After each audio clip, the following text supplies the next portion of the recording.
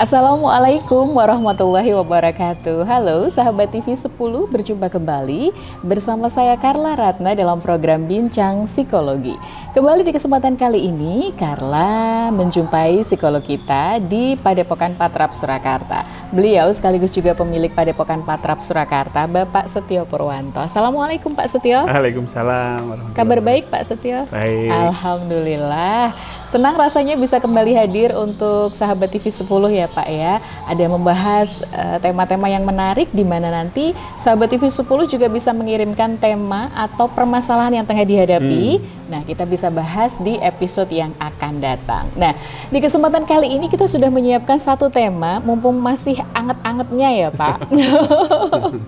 Mumpung masih anget-angetnya ini di media sosial, di televisi juga tengah dibahas ramai banget ini seorang artis yang ketahuan ternyata berselingkuh dari pasangannya. Masing-masing berselingkuh dengan pasangannya sampai menggunakan aplikasi yang biasanya digunakan untuk order, misalnya order makanan atau order kendaraan gitu ya, untuk mengantar kemana-mana. Ternyata digunakan untuk chattingan dengan pasangan selingkuhnya. Wis. Bicara tentang perselingkuhan ya dalam kehidupan sehari-hari. Selingkuh itu identik dengan ketidakjujuran ya Pak ya, apalagi baik itu dalam hubungan romantis, itu pacaran ataupun pernikahan. Mengingatkan kita bahwa perilaku menjalin hubungan dengan orang ketiga itu dan di luar relasi komitmennya gitu ya istilahnya. Ini adalah tentang perselingkuhan. Nah, ini yang akan kita bahas tentang apa sih penyebabnya, terus cara mencegahnya dan juga cara mengatasinya atau cara menghadapinya. Karena kadang-kadang apa yang terlihat, misalnya saya ini melihat pasangan itu baik-baik saja sebenarnya, tapi kok tahu-tahu terdengar kabar ternyata ada orang ketiga dalam hubungannya. Wes, kalau dalam ilmu psikologi Pak, bagaimana melihat ini sebenarnya apa sih penyebabnya yang mengakibatkan muncul orang ketiga dalam sebuah komitmen ini, baik itu pacaran ataupun rumah tangga? Iya. Paling mendasar ya komitmen sebenarnya ya. Komitmen. Yang paling memberikan pengaruh besar terjadinya perselingkuhan itu karena kurang adanya komitmen. Nah, tentunya komitmen sendiri itu juga dipengaruhi banyak hal, ya kan? Iya. Komitmen. Kenapa kok seseorang itu tidak komit lagi dengan pasangannya? Padahal di awal-awal mereka sendiri, maksudnya itu pilihannya sendiri, menjalin hubungan juga atas dasar keputusannya sendiri gitu. Tapi tiba-tiba kok ada yang itu. Nah, memang ya selain komitmen itu juga faktor ya tadi namanya orang ketiga ya. Ya, orang ketiga biasanya setan. Yang tak nampak. Nah, ini nampak. Masalahnya nampak. Orang ketiganya ini nampak. Nah, ya mungkin komitmen tinggi ya kan, tapi godaan juga tinggi. Ya. Nah, ini yang mungkin bisa menyebabkan seseorang meskipun punya komitmen tinggi itu ya, belum tentu kuat godaan. Ya, godaannya rendah mungkin bisa, tapi kalau godaannya overdosis mungkin jadi nggak kuat ya. Oh iya Pak, saya justru penasaran gini, zaman semakin modern ya, caranya juga semakin penggunaan aplikasi banyak.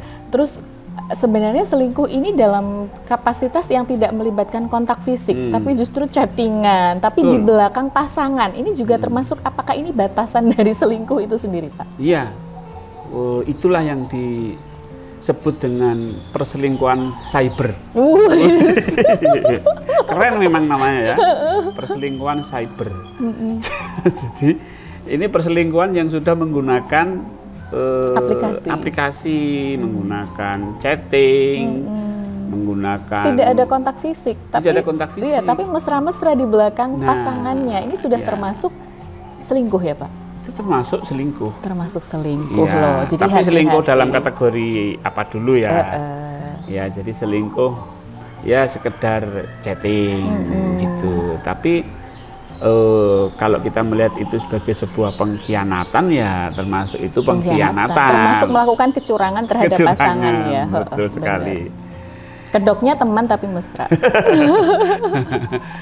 Ya, ada memang di dunia ini, di dunia maya, di dunia cyber itu kan identitas itu tidak terlihat ya. Tidak, maksudnya itu orang secara bisa tertutup tertutup untuk mengelabui seseorang itu gitu ya. Atau memang itu ada satu aplikasi layanan yang memang bisa memuaskan seorang yang sudah punya pasangan untuk melakukan chatting gitu ya, untuk melakukan curhat, untuk melakukan hal-hal yang mungkin maaf berbau seksual dan itu, nah ini tentu itu memuaskan dia gitu loh, memuaskan si orang yang selingkuh ini, dan itu tidak ditemukan di pasangannya. Nah ini juga jadi problem, artinya problem yang akhirnya dia bisa mendapatkan kepuasan di tempat lain. Nah itu jadi juga. indikasinya kalau dilihat dari ilmu psikologi, orang selingkuh itu berarti mungkin apakah memang ada kesalahan dalam rumah tangganya, atau tidak puas dengan pasangannya atau dengan pacarnya, atau apa Pak sebenarnya indikasi orang melakukan? Iya, tadi kan komitmen itu ada banyak faktor ya. Kenapa tidak komitmen lagi itu kan ada banyak faktor juga. Nah,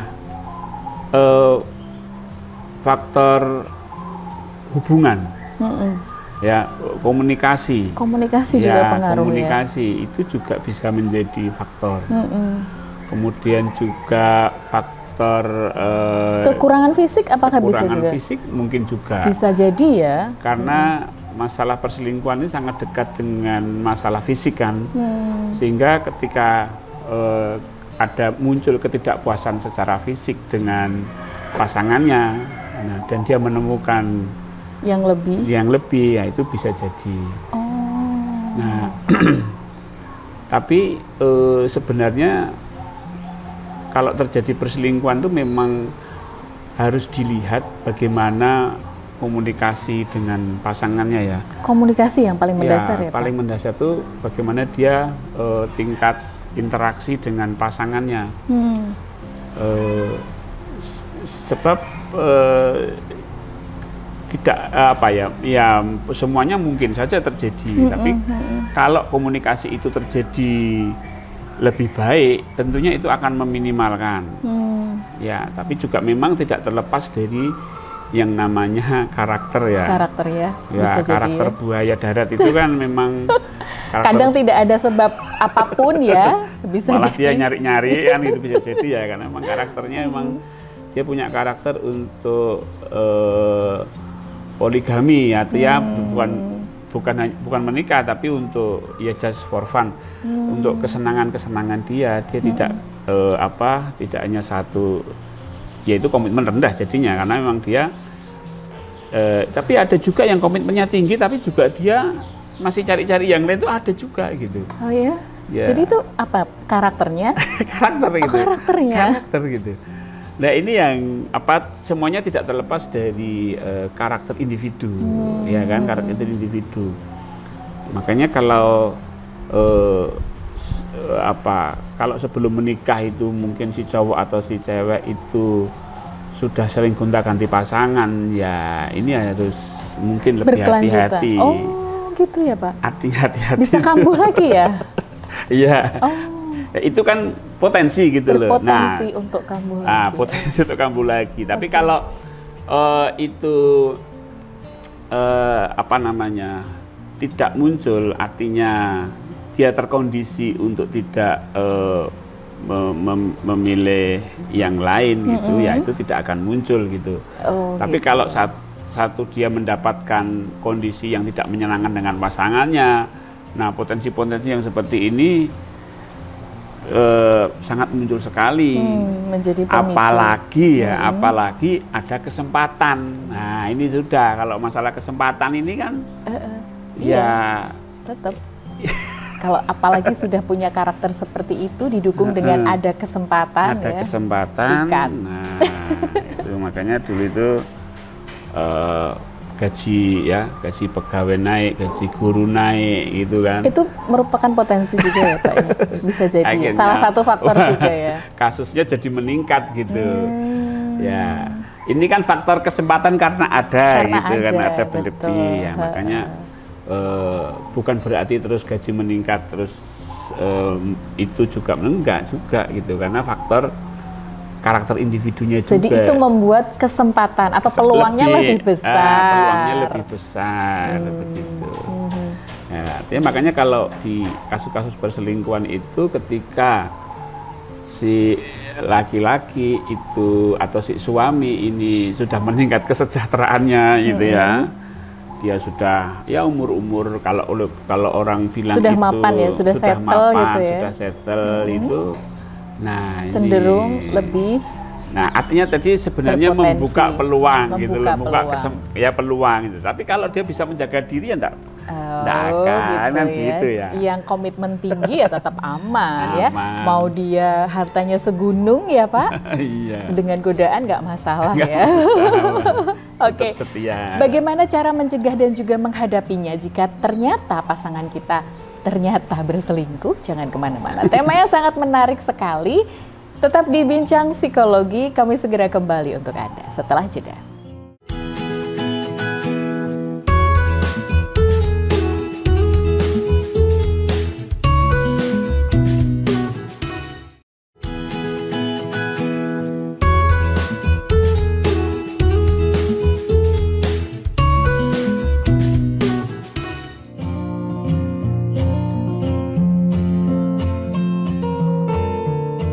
Anda masih bersama kami dalam Bincang Psikologi bersama TV10. Ada saya Carla Ratna dan psikolog kita Bapak Setio Purwanto. Bicara tentang selingkuh tuh nggak ada habisnya. Tapi kalau mau tema yang lain, misalnya mau lebih memperdalam lagi ya Pak ya tentang tema ini, ada yang mau diusulkan boleh nih. Langsung WhatsApp saja ke nomor yang tertera di layar ya untuk usulan tema ataupun permasalahan yang Anda hadapi. Boleh nanti diusulkan ke kita dan kita bahas di episode selanjutnya. Pak Setio, kita bicara tentang selingkuh. Sensitif sih memang ya tentang kalau sebuah hubungan ada orang ketiga gitu. Tapi ini bisa dicegah kan ya Pak ya? Meskipun ada karakter, ada kesempatan, tapi hal ini bisa dicegah. Bisa ya Pak? Ya. Kalau dari sudut pandang psikolog, gimana mencegahnya? Harus bagaimana sih untuk mencegah? Jadi kita tuh harus bagaimana gitu loh. Ya memang harus ya. Karena hubungan suami istri itu kan sebuah proses. Sebuah proses tidak bisa aku sudah sempurna, itu nggak bisa itu. Selalu harus aku melihat sudah puas dengan hubungan dengan pasangan saya, enggak sudah bisa, cukup gitu. Enggak bisa.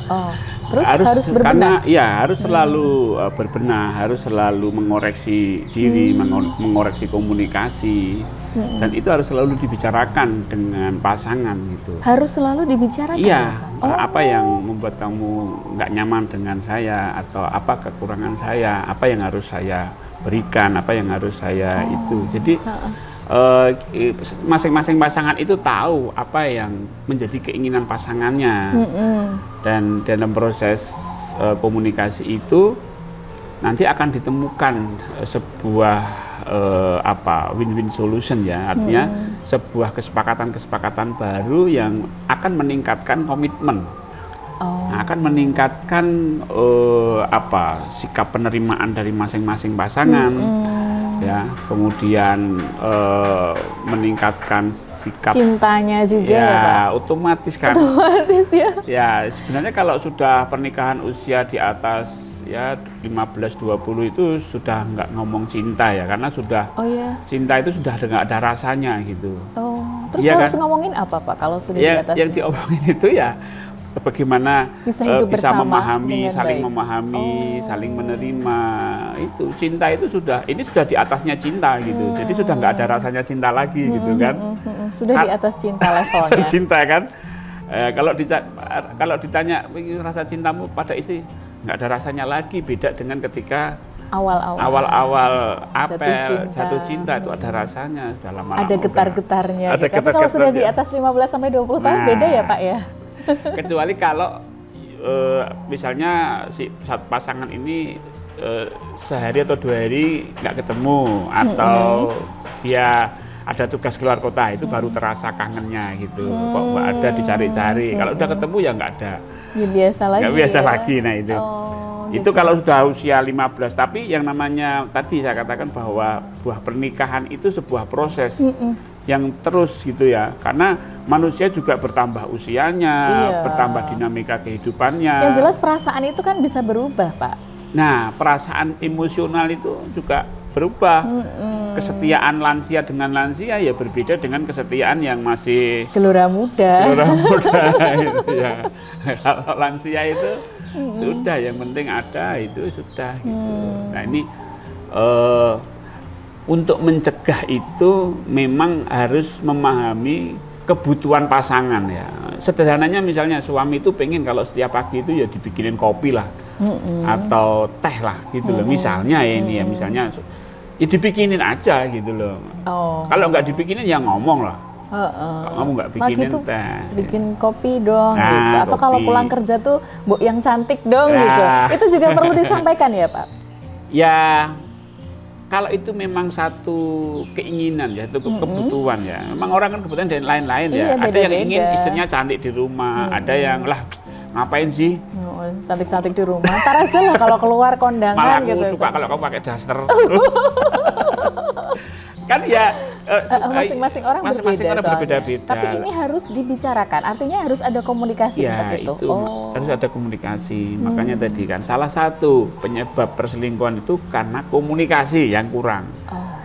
Yang komunikasi yang kurang, yang ya tiba-tiba dia selingkuh. Wah ini kan ya pasti masing-masing pasangan itu ada salahnya juga. Misalnya yang selingkuh suami, pasti istri juga punya andil Ada gitu. kekurangannya. Nah, punya andil kan gitu. Apakah si istri ini sudah mulai pelayanannya kurang atau bagaimana? Nah, atau pengawasannya juga alah terserah lah. Nah, itu juga Cuek lah, nggak ada rasa Nah, cemburu-cemburunya ya. Pertama mungkin mancing-mancing suaminya biar cemburu ya. Nah. Tapi kebablasan. Kebablasan. Oke, cara mencegahnya sudah. Sekarang kita bicara bagaimana menghadapinya jika memang sudah terlanjur ini pasangan ada yang berselingkuh. Menghadapinya bagaimana ini Pak? Apakah kalau mau lanjut bagaimana, mau mengakhiri itu yang seperti apa kondisinya? Ya, tentunya ini terkait dengan apa namanya ini sudah terlanjur ya, sudah berselingkuh. Nah, kalau memang berselingkuhnya itu belum menikah ya, saya kira sama-sama mengoreksi diri. Yang selingkuh juga istilahnya minta maaf, saya kira selesai. Asal itu tidak berulang ya. Tidak berulang. Kalau berulang ya ini namanya perlu dievaluasi lebih lanjut. Apakah terus apa berhenti pernikahannya. Kemudian yang kedua, anggapan istri itu seperti apa gitu loh. Kadang-kadang ada istri yang ya udah menikah aja enggak apa-apa. Menikah lagi aja gitu. Menikah aja enggak apa-apa, sudah begitu. Nah, ada yang nggak mau, kalau kamu sudah itu berarti kamu sudah mengkhianati. Tidak mau menerima lagi. Pernikahan dan aku sudah jijik sama kamu, kita cerai. Nah itu juga ada yang model seperti itu. Ya, ada yang model negosiasi. Nah, negosiasi gini ya. Itu tergantung ininya. Maksudnya, cara menghadapinya. Tetap bertahan, mengingat anak. Kan ada yang seperti itu. Iya. Biasanya pertimbangan seperti utama itu pertimbangannya. sebenarnya anak. Kadang-kadang ada istri yang Tetap bertahan meskipun disakiti. ya tetap istri ini bertahan gitu. Istri bertahan jangan sampai dia cerai gitu dengan suaminya gitu. Sesalah apapun suaminya akan dia maafkan gitu. Karena dia menganggap jangan sampai saya kalah dengan selingkuhannya gitu. Dalam mendapatkan posisinya posisi ya sebagai istri gitu ya. Ya, dulu perjuangan aja saya berjuang dari kok, nol dari ya. nol lah. Setelah sekarang ini Setelah kok sekarang mau sukses, masuk gitu, lepas gitu ya. Mungkin bisa jadi seperti itu. Tergantung pola pikir ya, dari pola pikir. pasangannya. Tapi apa ya, jalan terbaik itu memang dibicarakan lagi. Artinya dibicarakan lagi itu apakah masih bisa diperbaiki masih bisa atau tidak diperbaiki. gitu. Kalau komitmennya seperti apa, nah itu. Ya namanya istilahnya perjalanan sebuah rumah tangga itu ada kerikil ya, Pak? Iya. Masalahnya kerikilnya besar atau kecil. Nah, kerikilnya itu ya.